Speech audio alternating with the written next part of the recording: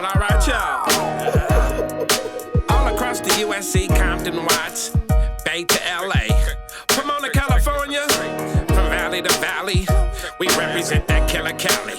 So if you keeping it real on your side of your town, you tune in to Gangsta Chronicles. Gangsta Chronicles, we gon' tell you how it goes. If I lie, my nose will grow like Pinocchio. We gon' tell you the truth and nothing but the truth. Gangsta Chronicles, this is not your average show. You're now tuned into the real MC8, Big James, and Big Steel. This is strictly from the streets. Hello. We represent the James. We got a lot of stuff to go through. So you were what they would call a madam, am I correct? Would that be a correct assumption? Yeah, that's right. Madam, I run an escort service and events and stuff, parties, private parties, special parties. Yeah. Special parties, what went on at those parties? A lot of freakiness? Oh, in the States, they're not so freaky like over here in Europe, because over here I had a brothel, an S&M club, sadomaso, and the escort service. So in the States, it would usually be the Wall Street guys. 10 guys get together, and I have to figure out some new special ways of, entertain them. Oh, wow. Okay. So I can see S&M, that. for the people out there that's kind of square that don't know what S&M is, that's, what does it mean, sadomasochism? Yes, Torture? exactly. Sadomaso. So basically, the woman can be the domina and dominate the man, or the other way around. Mm. Oh, wow. That's some freaky shit right there. That's some, you know what I'm saying? Shit you usually just see on, that's some real life shit. Shit you usually see on a porno or some shit like that. You motherfuckers usually really acting shit out like that. That's some crazy shit. Hey, is that something like putting candles on your nipples and shit? And that's just like the wax? That's vanilla right there. But pain is pleasuresome for some people, right? But there's different ways, and I've learned a lot about it as well. I'm not a domina, but I ran the club over here, so I had to do all the courses because the police controls it, basically. You got to do a diploma, and you got to get the license for it. So I have to give first help. So if someone is bleeding profusely, I have to help them, that they don't die. Bleeding? Yeah, and it has to be very sanitary. How do you form how do you get into building a client base, or building or getting the girls or whatever? What is the method to building a successful establishment like that? Right. First of all, I had different websites with different ways to be on Google. Then, of course, you have different sites where you can promote. And then I have very good girls because I give the girls more than anyone else. So for an example, everything that's extra that goes in the girl's pocket, and I ask them even to charge extremely high. So I have better girls than others, and client service is very important to me. So I'm not just taking any girl. She has to be always very polite, very clean, very pretty, know what she's doing. And the clients just know they can rely on it. There's not going to be a girl who tells them hurry up, or whatever. It's not happening, So with that, you can definitely build a client base. The girls look like the ones on the pictures, and the service is good.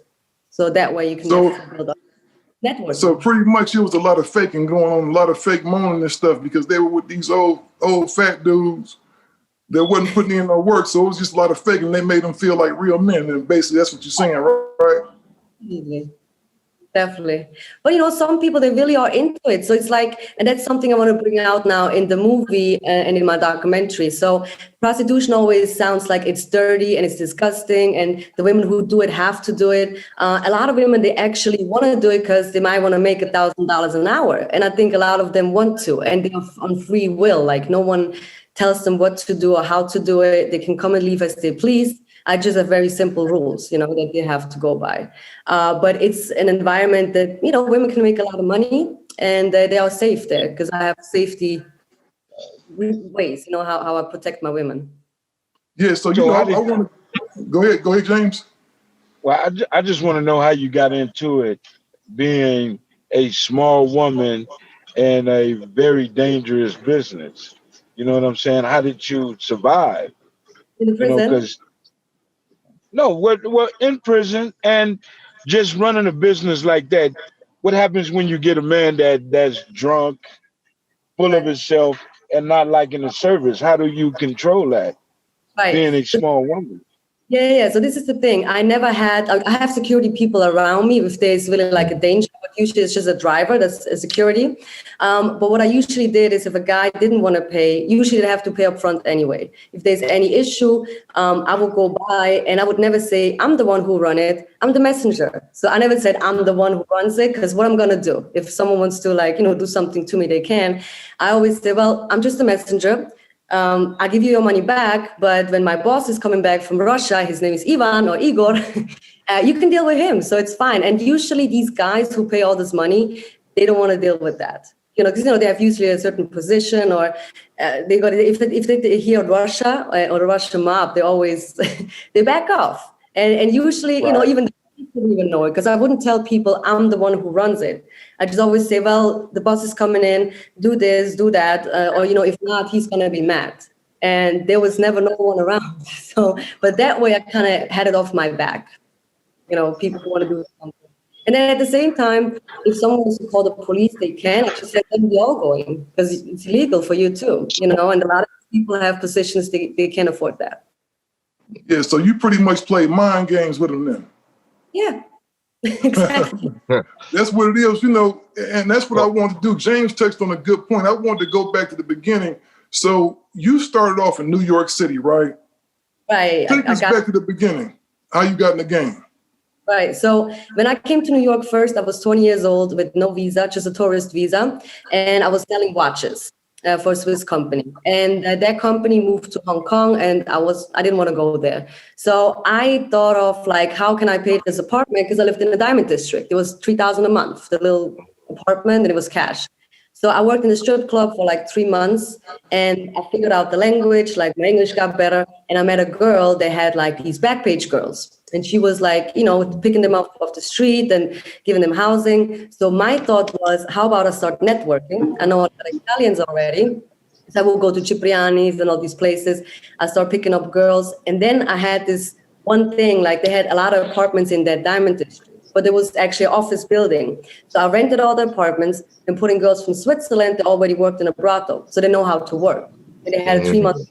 So I changed them all the time. Then Airbnb came up. I got different IDs, rented these, every month I changed the place, and I went out to network. And I just give out a card. And then one guy, says, oh, it was amazing, it was great women. There's another friend, word of mouth, basically. And with that, I built it up within 9 months. I had 50 girls. It was getting busy, but I was always out 6 days a night. I was playing golf. I went to the charity event. I went to cigar bars, where all the, let's say, old rich men, or then Wall Street came in, and Wall Street was banging, Friday to Sunday through.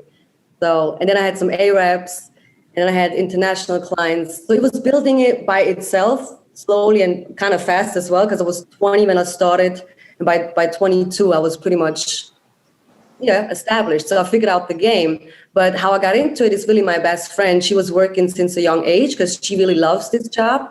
And she was making so much money. And in the strip club, I would just give her clients and she would give me a commission for it. And I saw my talent is just talking people out of their money.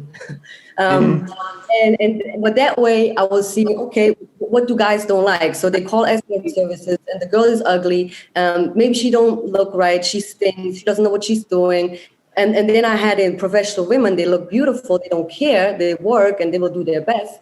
So I started doing it like that. Then my friend, the Italian guy, he had a model agency.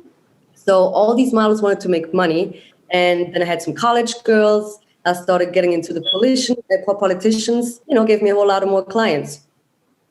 So that way I established myself pretty nice at a certain time. At the same time, I was working in the music business because I really wanted to manage and book tours. So I booked some people for overseas and I did an internship at Sony.